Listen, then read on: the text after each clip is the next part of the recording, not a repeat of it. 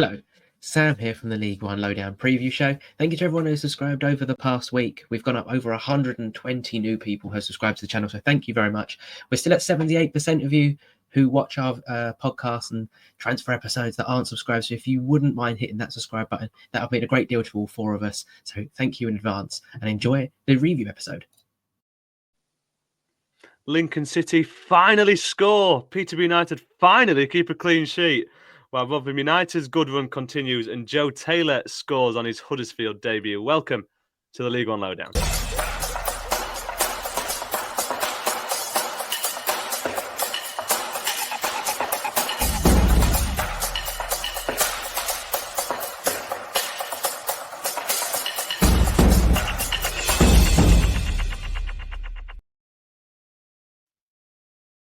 Hello and welcome to the League One Lowdown here on the Deck Podcast Network. I am Jamie Johnson and joined by Seb Jones. How are you, Seb?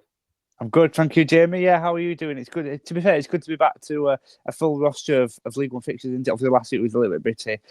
So excited to get back in underway and chat about all things League One, full roster fixtures as I mentioned. But yeah, good, thank you. How about yourself?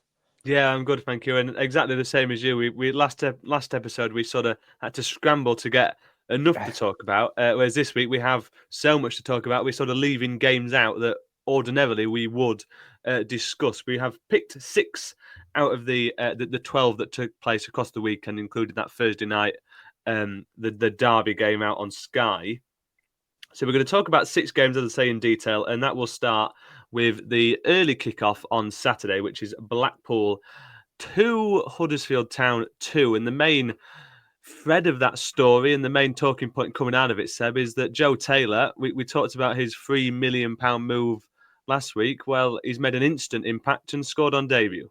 Yeah, Joe Taylor doing what Joe Taylor does, if I can say his name correctly. Joe Taylor doing what Joe Taylor does, proving the money that Huddersfield have paid for him, proving that he is hot fire, really, on form. We saw that last year with Lincoln. He struggled really this season for game time at Luton, but as you said, straight away into the starting 11 alongside Dion Charles, a fellow January signing for Huddersfield, and straight away on the goal sheet. So yeah, clearly not wasted any time in terms of getting started with, in terms of his Huddersfield career, and yeah, on fire really. And I think Huddersfield needed that after going 2-0 down at half time. It was certainly something, Taylor scored in 47th minutes with 2 minutes into the second half, and it's good to see him on the score sheet. It's clearly sort of Michael Duff has had words with him at half time, and Taylor has come through and shown his quality before Huddersfield got the equaliser just a few minutes after that. So yeah, Joe Taylor proving once again why I guess Huddersfield paid the money that they did to sign him. Yeah, last season, you mentioned obviously at Lincoln, he came into the club for the back half of that season. It took him a little bit to get going, and that was with the first half of the season that brought double digits of goals in the division below. This season, he's played 11 games, all off the bench, not found the back of the net in very limited game time, and like a flash, he's back to the Joe Taylor that did so well at Lincoln, scoring in his first game, which took me a little bit by surprise, if I'm honest, in terms of him.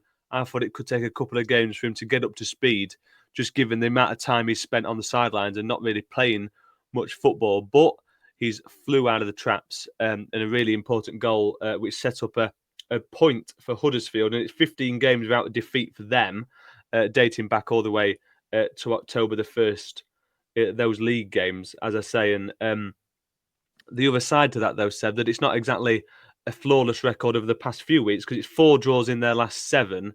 So even if they aren't losing games and they didn't lose this one, they'll be a little bit disappointed, though, wouldn't you think, that they are still dropping points? And when you're in that fight at the top of the table, those top 4 fighting for the automatic spots, every point matters. Oh, for sure, absolutely, yeah.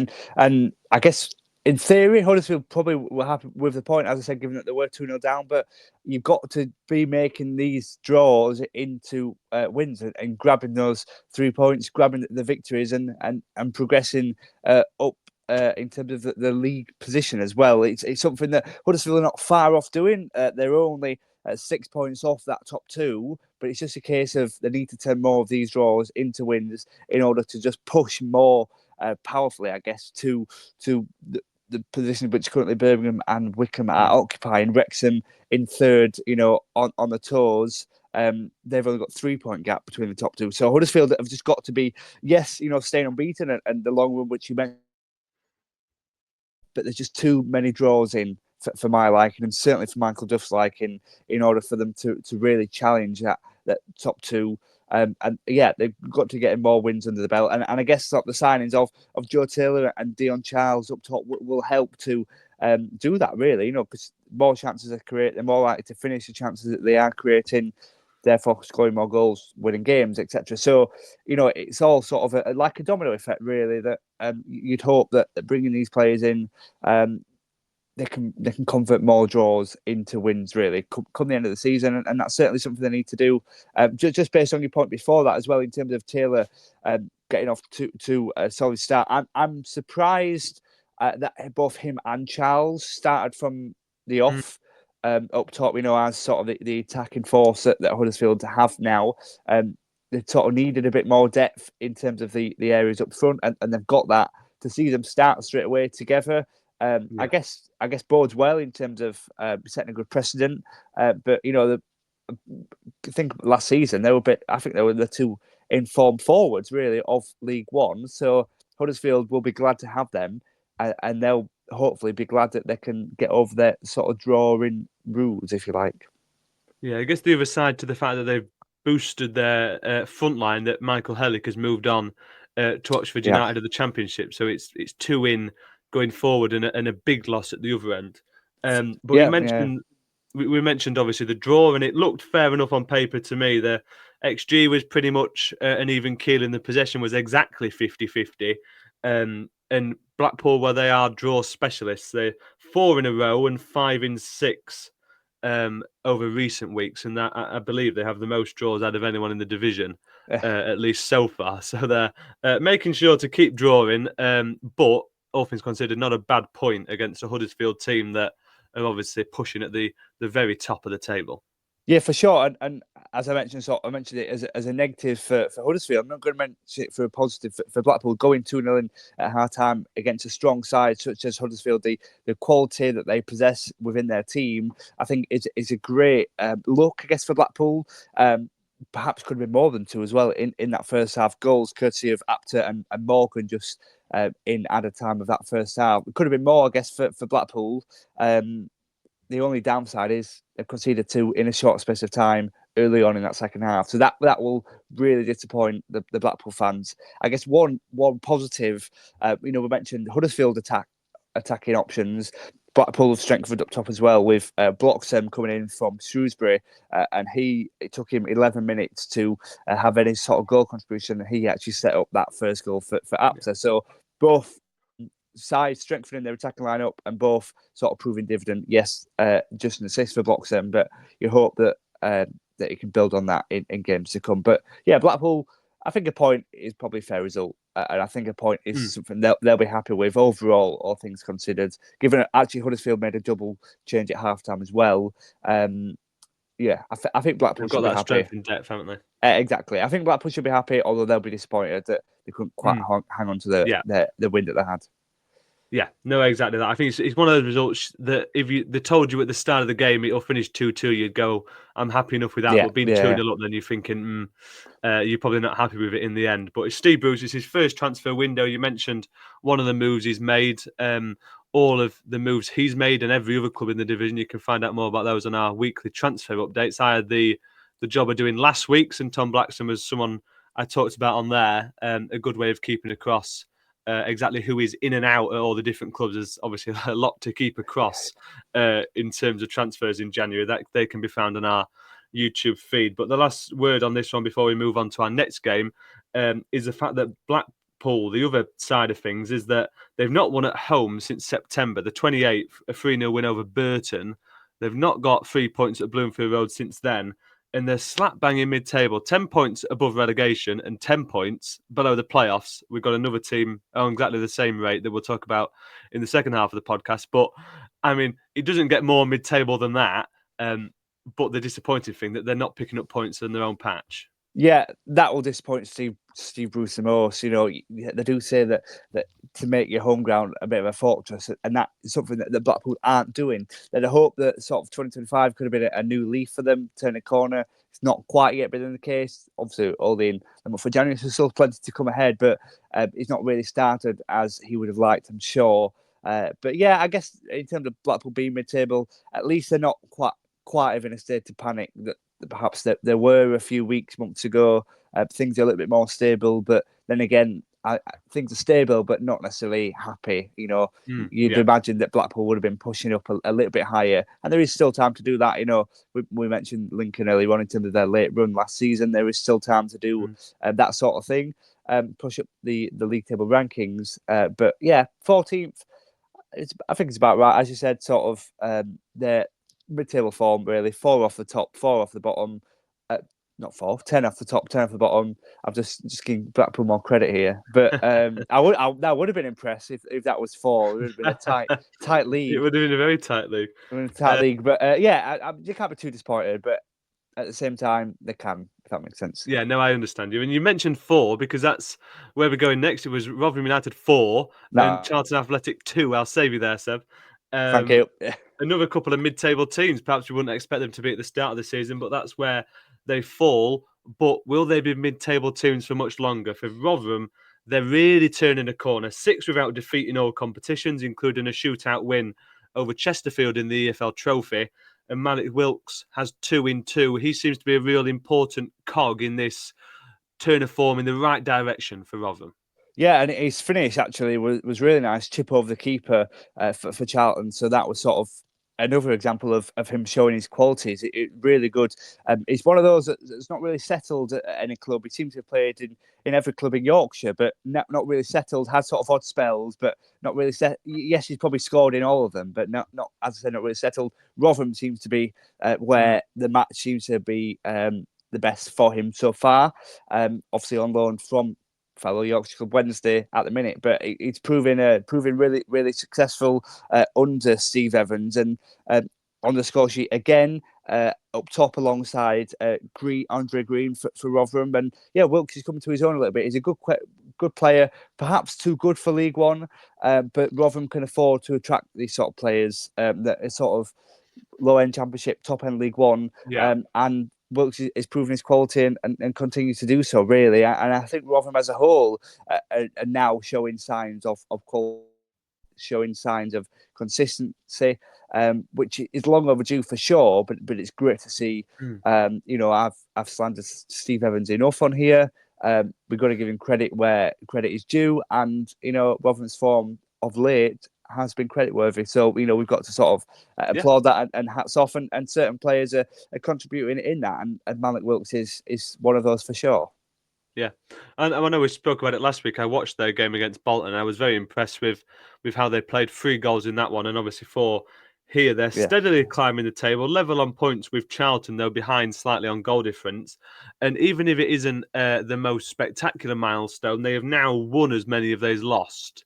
And after that really dreadful start to the season, that's a good mark to get to, and it signals the steady ascent up the table that the Millers are certainly in the midst of at the minute. And it is all about now how far it can go up the table, and if they can get themselves towards the playoffs, which they're looking in the right direction to do. 7 points off at the minute. But you mentioned yourself a few minutes ago in terms of Lincoln last season and their incredible run, 16 games unbeaten, that it doesn't matter how far off the playoffs you are, you can always get there or get almost there in Lincoln's case, at the very least.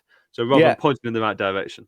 Yeah, and 7 points off the playoffs, it's not doable. Certainly achievable if they get on and get lucky with results elsewhere. It's definitely doable for Rotherham, and the amount of quality that they brought in over the summer, I think it's starting to finally pay a bit of dividend. We've seen, we mentioned Wilkes and Green. Actually, none of them, neither of those are really in and out strikers, but both of those played up top for Rotherham, and still had Clark Harris and Jordan Hugill on the bench.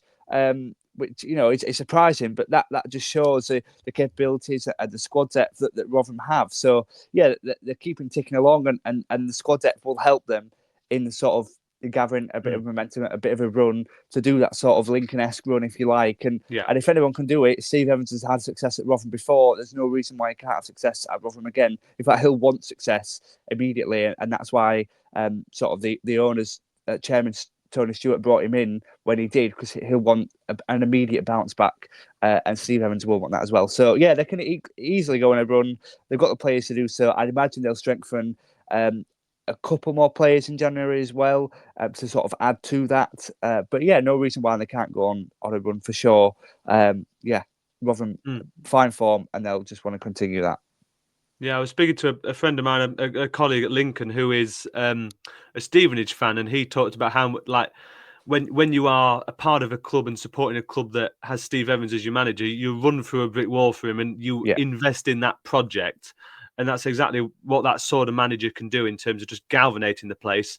And another manager I'd stick in that bucket is Nathan Jones, obviously the Charlton boss. It's the first back-to-back defeats for them since October in all competitions. They lost to Preston in the FA Cup, so a bit of a harsh stat to label them with, obviously losing to a team in the league above and then this one to Rotherham. It's a slight blip, but can you read too much into that? I'm personally, so I don't think you should read too much into that couple of games where they fell on the wrong side of things. Yeah, and I'd agree as well. They're actually on the same points as Rotherham in the league, and actually they have a game in hand of Rotherham, so they could even extend the gap. But for now, Rotherham and Charlton are on the same points in the league, and I think that's a good thing. You know, I don't think the blip in form is too much of a concern for Charlton. I think Charlton are about where we thought they would be. They're in 12th. Yes, they had such a good start to the season, but I think they were always overachieving at that point as well. But Nathan Jones is no mean feat, as you said, sort of in managing the Premier League, had success with Luton, their rise. It's definitely a manager that you would run through a brick wall for. So he'll be very disappointed with sort of the consecutive defeats, but it's against, as you mentioned, a side in the league above, and also against that have got a good form going for them, with good players in their squad, and it can't be too concerned with that at all. Not in terms of a Charlton point of view, at least. Yeah, well, you mentioned their game in hand. We'll talk about that in the second half when we discuss the team they will be playing in that game on Tuesday night. And the final game we'll discuss in this opening half of the podcast is Bristol Rovers and their victory over Barnsley. Apologies, Seb.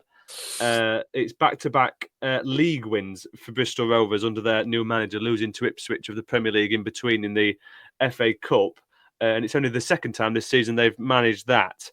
It's an impressive result, this one, for Bristol Rovers. Yeah. I'm going to take my Barnsley hat off here for a minute, but yeah, certainly impressive. To get a result like this against a team like Barnsley, who we're on a good run of form. Really, it's particularly back end of last year going into this year. We've been on fire. Really, Davis Kildon, Adam Phillips have all been scoring and hitting the right run of form at the right time. We've just come against a bit of a surprise result in Bristol Rovers. Really, I'm not sort of. I'm going to put a Barnsley hat on again now here. Not to. It's never off for long. Well, it's never for long. That's true. Not to sort of downplay the result, but I think Bristol Rovers got a bit lucky in terms of the finishing of Barnsley. I think Barnsley, but just didn't put them to bed really. And Max Waters, I think, had about 3 or 4 different chances, but just missed them all. And when it does get to creating chances, you're not worried. You're just worried about scoring them. So the player was good for Barnsley. But Bristol Rovers could score, and that's what it's come to. Scored 3, a couple of key timings as well. 5 minutes before the half-time whistle and 5 minutes before the end as well. So 41 and 85 minutes were two of the 3 goals were scored. So sort of key timings to score really, and just put the game out of reach from a Barnes point of view. Disappointing really, but credit to Bristol Rovers. Credit in what they're doing really. That they're trying to pull away from that sort of relegation pack. They've got 7 points from the bottom 4 now, so they're doing a good job in terms of pulling away from that danger zone, if you like. So yeah, one of those where you probably didn't see coming, but you get these every now and then. You just gotta shake off and go again. It's all about how you bounce back, isn't it? And it is. Yeah, Inigo Calderon, the manager there at Bristol Rovers, it's a really impressive couple of games for him. They obviously beat Cambridge in their last league outing before this one, and they're starting to turn a little bit of a corner, which is all they need. It's a couple of games, and they create a bit of breathing space between themselves and that relegation zone. It's 7 points clear, even though they have played a game more than Crawley. At present, it looked a strange game on paper, though, for me, looking at the stats. Obviously, you know a little bit more than myself about it, because Barnsley had more than double the shots, 25-11 shots on target, though 9-7, a lot closer. And the only stat that matters, though, at the end of the day is the 3-1 scoreline. So, as much as you mentioned there, Barnsley not taking their chances, Bristol Rovers have got to be credited for taking theirs. There's less chances in the overall picture, but they've put the ball in the back of the net 3 times, and that is always a sign of a team who are looking in the right direction. It's scoring goals, isn't it? And scoring goals when you're perhaps not the best team in the game is definitely a sign of improvement.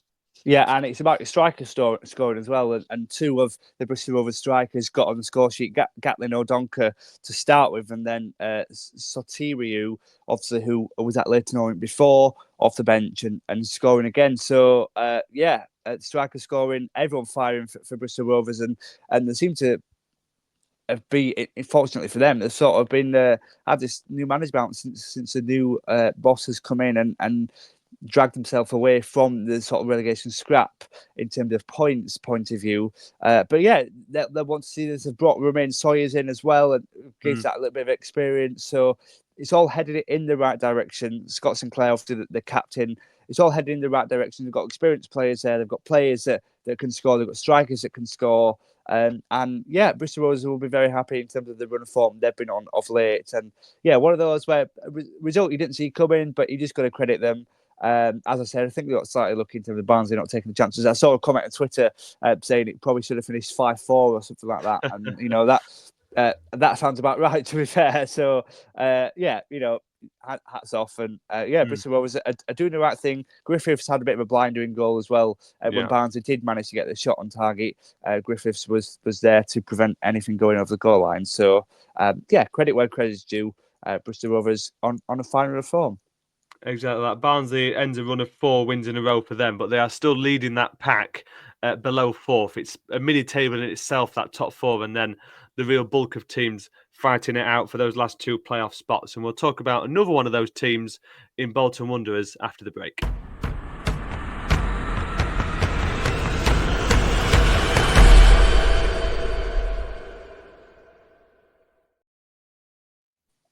Welcome back to the League One Lowdown here on the Deck Podcast Network. Myself, Jamie Johnson, joined by Seb Jones. And as I mentioned before, our halftime interval there, we're going to talk about Bolton Wanderers and their 2-2 draw with Cambridge United. Ian Evatt, he's been under stress, under pressure pretty much all season, and he's been saved at least for a few more days because a negative result here would have been damning for me, and he's been saved by a 90th minute own goal with his team securing a point at the end. It's a weird game to unpack, this one, Seb. Yeah, I think weird is the exact good way of putting that, to be fair. But I was just going to sort of reflect on the similar thing that you've just mentioned as well, in terms of saved by the bell, literally. You know, 90th minute own goal. If not, then it would have looked absolutely damning for Ian Evatt, really. You know, didn't play well at all, Bolton.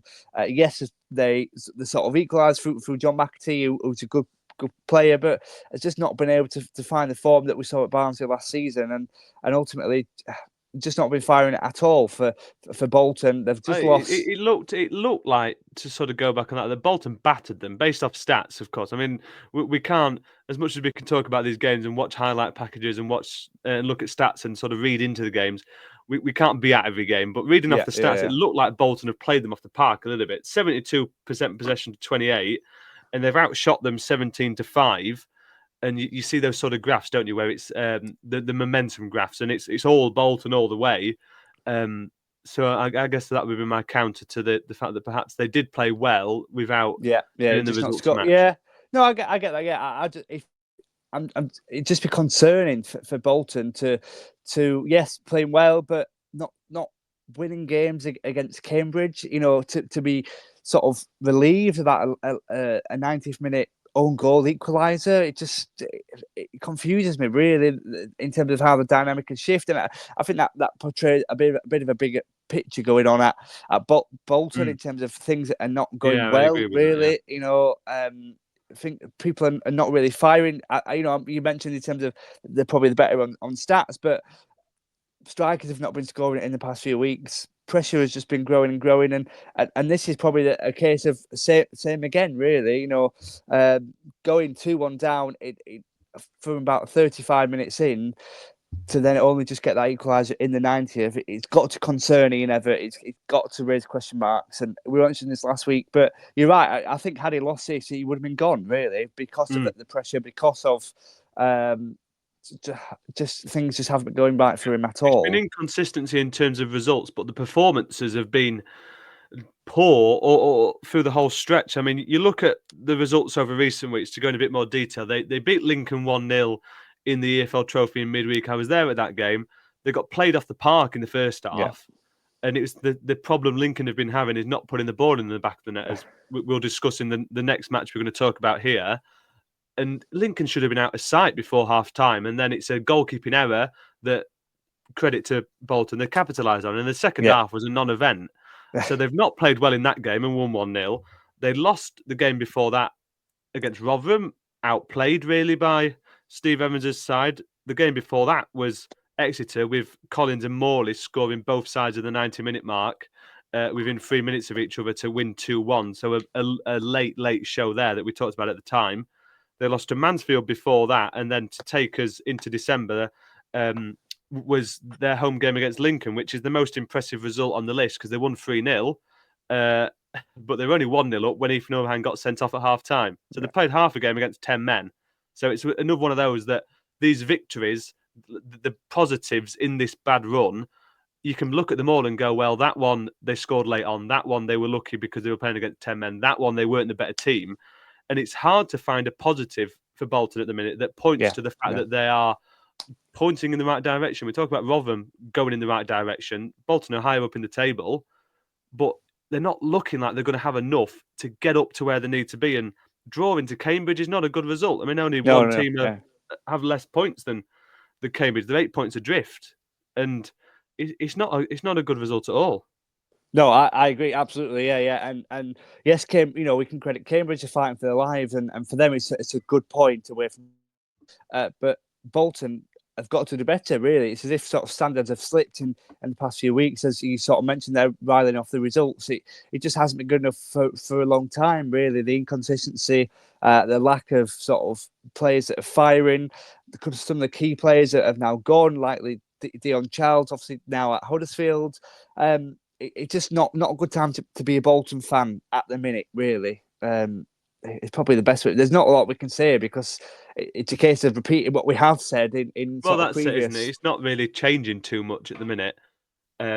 Before we talk about their game on Tuesday, to give Cambridge their moment in the spotlight, they were perhaps a little bit unlucky in terms of the fact conceding late on, but the stats, as I mentioned a minute ago, point towards Bolton being the better of the two teams. 8 adrift, as I say, with only Burton below them. And the worrying part for me, and this is the question I'll put to you, is that their top goal scorer is Kachunga, who scored in this one. He's only scored 6 goals in the league this season. Yeah. They have the worst goal difference in the division. That in January, obviously everyone looks at the transfer window, but there's got to be something either at the top or the bottom end of the pitch to try and figure out anything that can improve this team. Yeah, there has. There's got to be some sort of plans. We've not got too long left. I think it's just over 2 weeks, really. And there's got to be some sort of plan. There's got to be some ideas that Ian Evatt has got to spring forward, not only to save Bolton season, but to save him and to save his job, really, at Bolton at the minute. You mentioned sort of Kachunga as a top scorer for Cambridge. They need to be doing better in terms of, from a Cambridge point of view, that they're fighting for their lives at the bottom of the table. They've got to be doing better, really. They've got to have a consistent goal scorer who's going to bag you at least 15. Be a focal point, be a target man up top. And Kachunga, yes, he's sort of contributing, but he just isn't that.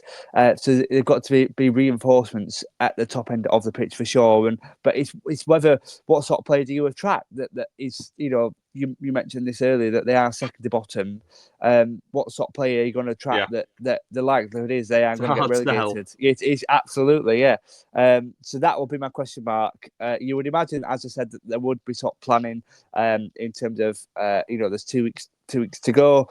They've got to bring someone in, whether that'll be someone of quality or whether it'll just be sort of a young Premier League loanee for experience. They need something because you can't just rely on one player in terms of from an attacking position.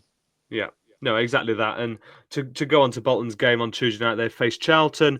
This could be a really big game. As much as we sort of doom and gloom on Bolton, and rightfully so, in my opinion, they're only 3 off the playoffs. And goal difference means, though, 3 places, that is. And goal difference means they can only go up to 8th with a win because their goal difference is so much adrift. 3 points and 3 places off the playoffs. But they can head up 1 spot, even if their goal difference is a concern. And Charlton, they need to get back on track too after the blip we mentioned in the first half. So for both teams, a potentially important game. Yeah, and both teams not too far away from each other either in terms of the league table. Bolton in 9th and Charlton in 12th. And if Charlton do win, then they go to 1 point difference between the two sides. So yeah, big game for both of them. Both of them sort of not been in the best of form as of late. We discussed Charlton in that first half and Bolton here.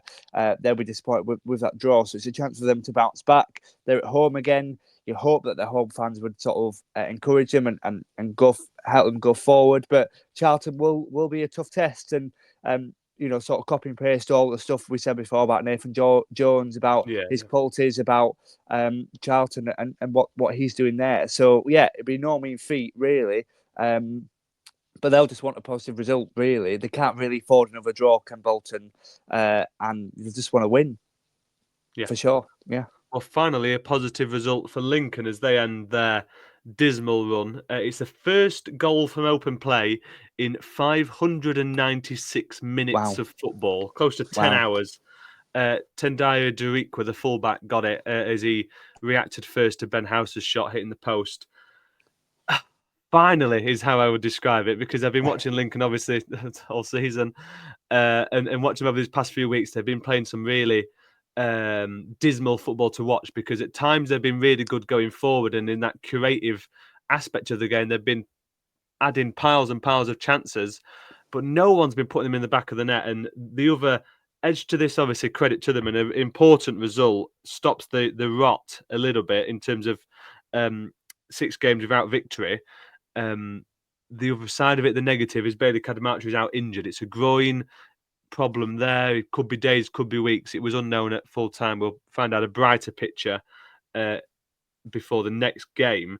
But Freddie Draper, who was linked with a move to Walsall, the League Two leaders, that has been completely ruled out by Michael Scabala. It was the deal that was rumoured. It was then a couple of days later reported that it had fell through and Lincoln had rejected a move. Yeah. Which has now been confirmed by Michael Scabala, who said that Freddie Draper is staying at the club at least for now. And they're close to bringing in a striker too, which is an important aspect, because as much as they have scored a goal and they finally got that monkey off their back in terms of that aspect of it, they need something on that forward line, especially with Cadamarteri, their top goal scorer, adding to the injury list. Yeah, for sure. Cadamarteri will be for Lincoln, and as you said, we're not sure on the extent in terms of the time frame on that, but certainly having gone this long without a goal in open play, striker and attacking reinforcements is certainly something that Lincoln need to priority, and it's good to see that there's recognition from the club from that, and that hopefully in a few days, and if not a couple of weeks before the window closes, that there will be new attacking reinforcements at the club. Because it's something they certainly need. That they were on the score sheet last week. I think that was from the penalty spot. Was that right? Or Against Birmingham City, a penalty. Yeah, penalty spot. So they got the goal. I guess the big sigh of relief was last week from the penalty spot, but the even bigger sigh is this time from open play. So yeah, good season score. You questioned my decision of putting Derico in the team of the season so far. It's almost as if you listen to this episode just to prove you wrong. Right wing back scoring for Lincoln, not the most likely of goal scorers, but clearly has managed to bag Lincoln 3 points against a Northampton side that they're struggling themselves. Really, that they could have done with a result. That they're just in the places above the bottom four. Yes, there's a 5 point gap, but really, actually, Crawley, who occupied that last spot, have got 2 games in hand. So they're in a bit of a hairy position really under Kevin Nolan now. So they'll hope that he can have a bit of a reinforcements in January as well to just pull them away further as we enter the latter stages of the season. But yeah, 1-0. Lincoln won't really care the score. They'll just be happy that they managed to score from open play and got the 3 points back to the LNAR.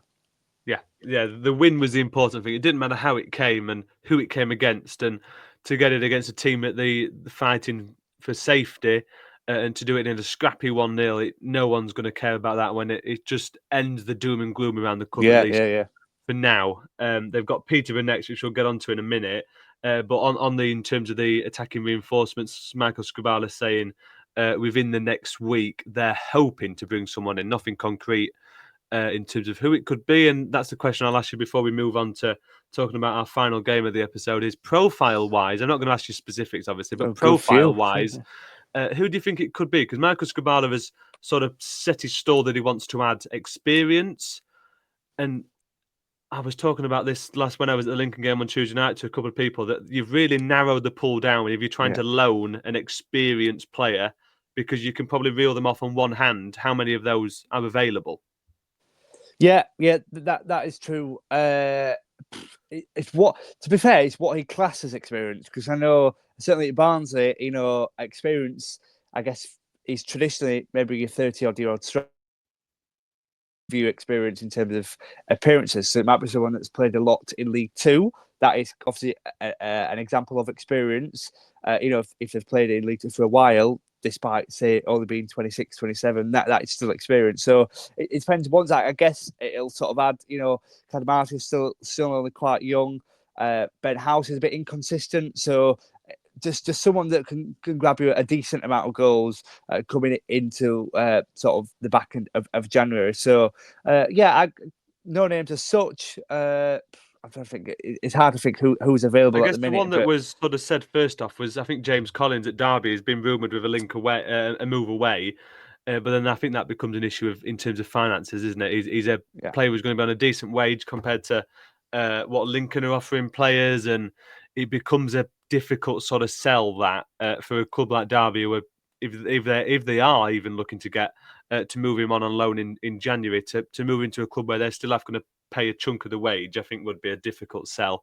That is the only name I've seen sort of flowing around. And in terms of, Collins, I don't think he's played that much for Derby this season. So whether he'd be fit to start from the off, or whether it'd take a few weeks to sort of get back into that match fitness, I'm not really sure. Yeah, I could see him playing, but yeah, you want someone that's going to get you goals, and I don't know if Collins is going to get you. He'll get you the odd goal, but you know what I mean, on a consistent basis.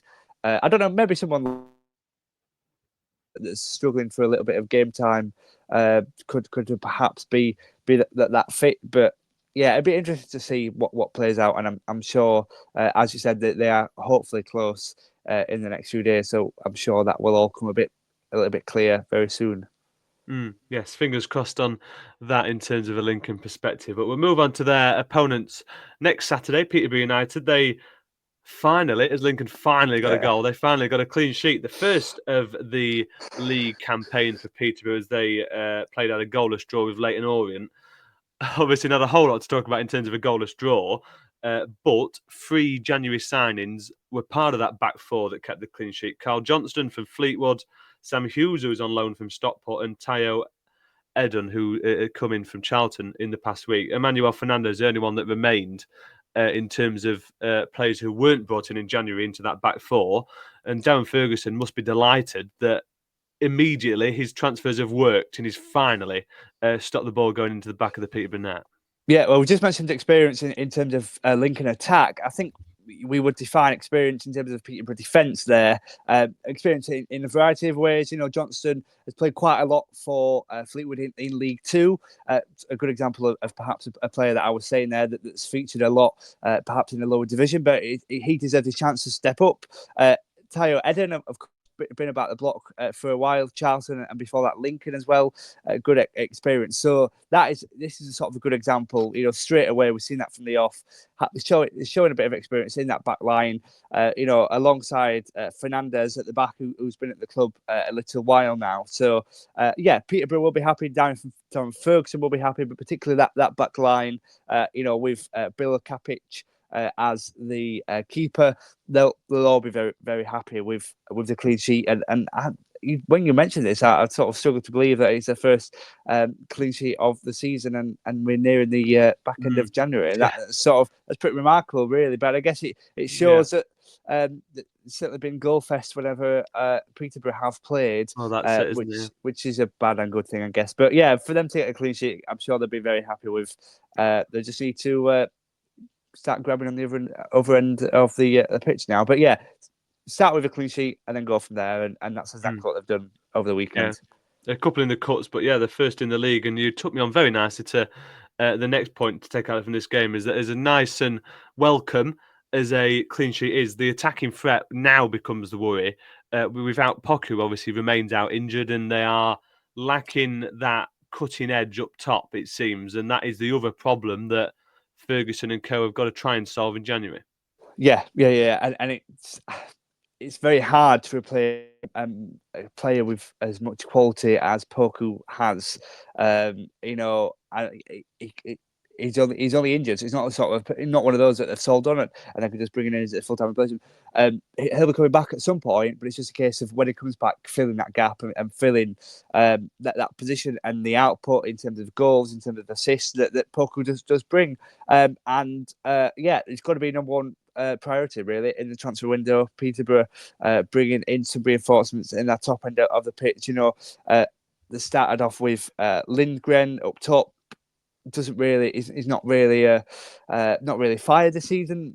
Doesn't really ring any bells in terms of going on a good goal scoring run this season for Peterborough. So yeah, they have to strengthen. They have to bring in a bit of quality at the top end of the pitch, because like Northampton, they are at the wrong end of the table. They themselves are on the same points as Northampton, just above that relegation zone. That's nowhere near where we thought Peterborough would be. But it's about using this clean sheet, going forward, defensively and attackingly, and hoping that the results that they pick up can help them boost up the table a little bit. Exactly, and Sam will be a very happy bunny because Leyton Orient are 12 games unbeaten in all competitions. A penalty shootout win over Derby in the FA Cup, setting up that mouthwatering tie with Manchester City last time out as well. And out of nowhere, they're eighth, and they're only 3 points off the playoffs. Huddersfield, Wrexham, and Birmingham are the only teams in the division that have conceded less than Leyton Orient. So outside of that top four, they have the best defence in the division. And Richie Wellens has done one hell of a job in terms of turning that ship around completely, 180 degrees, really. Yeah, for sure. At one point at the start of the season, things were looking really bleak for Leyton Orient. We were chatting about Richie Wellens going to go to Blackpool. When that job was vacant. But yeah, it sort of stuck at Leyton Orient, stayed there, showed a bit of trust and faithfulness to the club. It's showing off the rewards. They're reaping the rewards. As you said, 8th place, only 3 places off the playoff spots. I think they've got under the radar a little bit in terms of myself. I had to look again. When they were in 8th. Obviously, Sam from the preview podcast. I'm sure is not well. I'm sure will be the first to admit that Leyton Orient aren't going under the radar. But for me, they sort of come out of nowhere, really. But yeah, they're doing a good job. Richie Wellens deserves credit. And as I said, after such a dismal start to the season, even more credit to them. And Peterborough United, to mention their game on Tuesday night, they face Exeter. who are only 5 points clear of relegation themselves. Crawley, though, having that game in hand that you've mentioned when we were talking about Northampton. It's a worrying time at Peterborough, that is, I beg your pardon. It's a worrying time for them, though the defensive reinforcements have lessened that at least slightly. This is a difficult one again. I think, like we talked about with the Bolton Charlton game, of a bit of a toss of a coin sort of Tuesday night game. Exeter, a 3 league defeats in a row, and sandwiched in between that was their history-making victory over Oxford United in the FA Cup. So a bit of a flash in the pan, perhaps, that one. A mid-table mediocrity for them. They're 10 off the playoffs and 10 off the relegation zone, just like Blackpool. So it's a more important game if there can be such a thing for Peterborough, who are only just above the relegation zone and need to pick up points just to make sure they don't get caught up in anything at the wrong end of the table. Yeah. Peterborough certainly need the points more than Exeter do. That's not to say that Exeter don't need the points at all, but yeah, Peterborough need survival. They need safety. They can't be going down into League Two.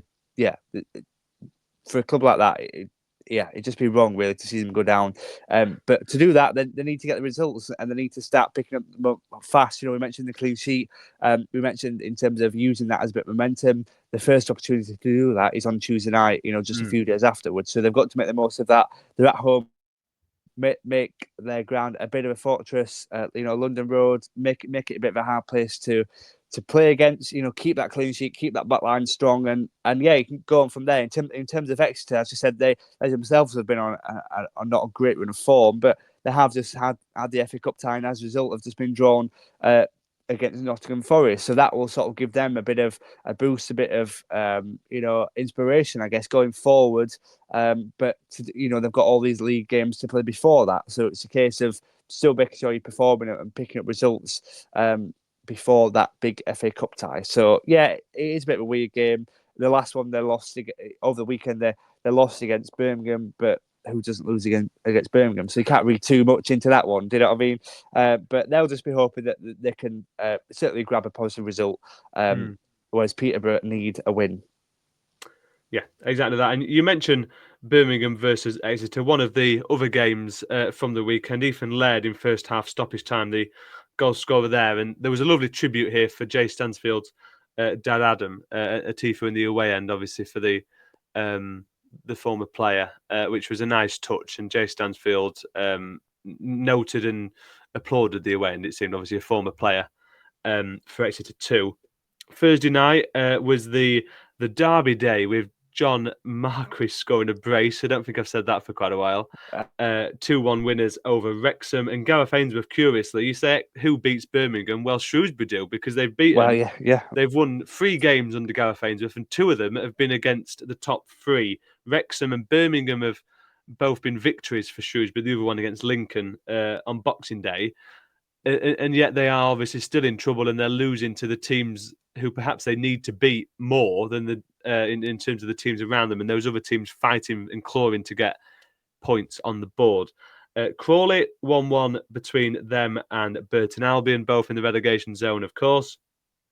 Mansfield 1, Wycombe Wanderers 2. They're still without a permanent manager, but an 88th minute winner from Gareth McCleary, a positive result, because you can start to slide, can't you, Seb? But when you haven't got a permanent manager in and losing someone who's such a key figure, I think the stat was since 2003, Gareth Ainsworth and Matt Bloomfield, it's the first time they haven't been involved in a Wycombe game when Matt Bloomfield left since 2003. So they're steadying the ship, and any sort of result is a positive one. And to sort of get one in early on in this post Matt Bloomfield era is a positive sign. Yeah, absolutely. And they still have to maintain that standard that they have set so far this season. Really, in that top 2, but how long that'll last, given that they don't have a permanent manager at the minute, will be interesting to see. But for them, great to see them get the result, and really interesting in terms of that stat without Bloomfield or Ainsworth as well. So yeah, they're in a bit of a changing era, I think. At Wycombe, done so well this season. I, for one, was pretty surprised to see Butterfield go, but in the end, Luton, when they're a better job. They can pay more, and It's a high division, it's isn't a it? high At the end of the division. day? Yeah, another challenge. So yeah, I can see that. I can see why he went. But it will be interesting given sort of the position that Wickham Yeah. are in since he left. So yeah, they positive result, and that's exactly what they got against Mansfield, and they'll just be hoping they can continue that until they fill the gap permanently. A positive result for Stockport too. 3-1 winners at Reading. Goals and assists spread around in the absence of Louis Barry. I'm sure we'll stop mentioning that eventually. Yeah. And the first victory for them since December the 20th when they beat Peterborough United. So another positive result for Stockport, beating one of their fellow playoff chasers. And finally, the other game from the weekend was Wigan Athletic. Their 2-1 victory at Stevenage, 10 men by the end of the game. And in the 95th minute, Telo Asgard netted the winner. So I'm sure some pandemonium scenes in the away end there. I mean, imagine that your team down to 10 men and you go and find a 95th minute winner. Absolutely fantastic. And they play the third and final game on Tuesday night against bottom of the table Burton, who have just 2 wins and 15 points to their name this season. Surely Wigan can take a bit of confidence from that last gasp winner and head on back home and beat Burton, you'd expect, on Tuesday. Yeah, you absolutely would expect that for sure. Nothing better than a last minute winner, is there? So they can certainly use that going forward. They've got a chance to do that in just a few days afterwards. So yeah, the momentum is with them, and they'll just be hoping that they can use that going forward, really, in terms of Sean Maloney's side. Exactly. Well, thank you for joining us here on the League One Lowdown. We've covered all the big talking points from the weekend, and if you are wanting more on the transfer front, then our weekly roundup is the place for you. That'll be released Thursday or Friday, so keep an eye out for that and make sure to subscribe. And thank you for everyone who has. We've had a real influx over the past couple of weeks. So everyone that has subscribed over recent weeks, it's very much appreciated. And you'll be able to stay notified with our new episodes, including the transfer updates as we head through January, as well as Callum and Sam's preview show towards the back end of the week. Myself and Seb will be back, same time, same place, next week here on the League One Lowdown.